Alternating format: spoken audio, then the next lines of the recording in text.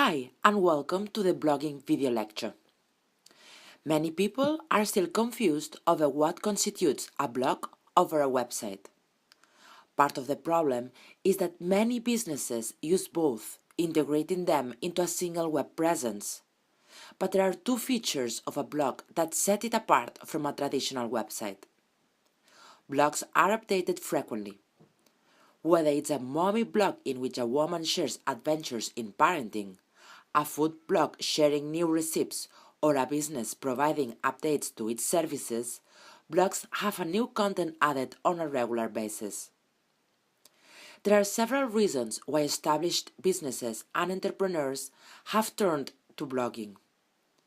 On the one hand, search engines love new content, and as a result, blogging is a great search engine optimization tool. It is also a great way to keep your customers and clients up to date with your latest news, letting them know about new deals, providing tips, etc. The more a customer comes to your blog, the more likely they are to spend money.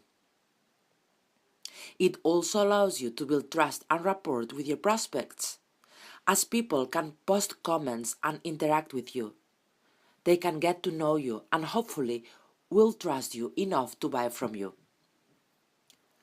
Let's take a look at 5 tips for effective blogging. Write about topics your audience really cares about. Listen to your audience, talk to them directly. Lots of customer service and sales staff are interacting with your audience all the time. They know what they care about because they're getting the questions. They're answering it over the phone and sometimes over email. So make sure you use this information as it is a great source for blogging subjects. Another great way to make sure that you are on target with your topic is by using the tool keywordtool.io, which scrapes all the content out of Google Suggest. This tool will give you hundreds of topics that your audience is likely to love. Next is headlines. Effective blogging requires good headlines because this is the section that's going to be shared. It's the headline that gets clicked, and it is the headline that has to compete with all the other headlines in social streams, email inboxes, and in search results. Good headlines are both very specific about the benefit the reader will get, and at the same time not too specific that you give away all the meaning. We have to leave a little bit of curiosity gap, and companies that do this are getting very good click-through rates. Next is numbered headlines. The number stands out against the letters in a line of text, but it also tells the reader how much is there. It reduces the inhibition to click, and it gives people a sense that the article is scannable. If they don't like one of those 10 things, they might like the other 9. Next is position effect. This is a cognitive bias. People remember things at the beginning and at the end, so you have the chance to order your content such that you get higher attention and retention by using primacy, whatever appears at the front, and recency, whatever appears most recently at the end. Next is formatting. We need to make sure that our content is formatted. The Nielsen-Norman Group did a study and found that at most 28% of web content gets read. It might be closer to 20%. If you think about that, 80% of the blog post you're writing might not get read at all.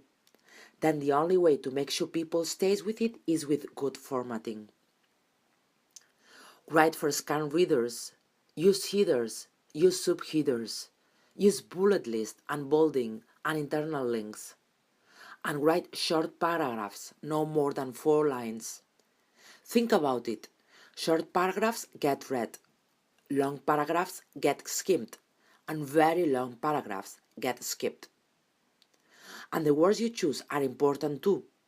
We want to use words that are punchy, direct to the point, not only because they are easy to read, but also to remember. Great taglines Always have short words because they go straight into our brains. Finally, use images. Blogging is a visual format without question, and so we need to make sure we use images even if it's a stock image. You need to format them so it's landscape, twice as wide as it is tall, as this way it looks good in social streams. Another tip regarding images is the use of faces, as these are unique among all types of images.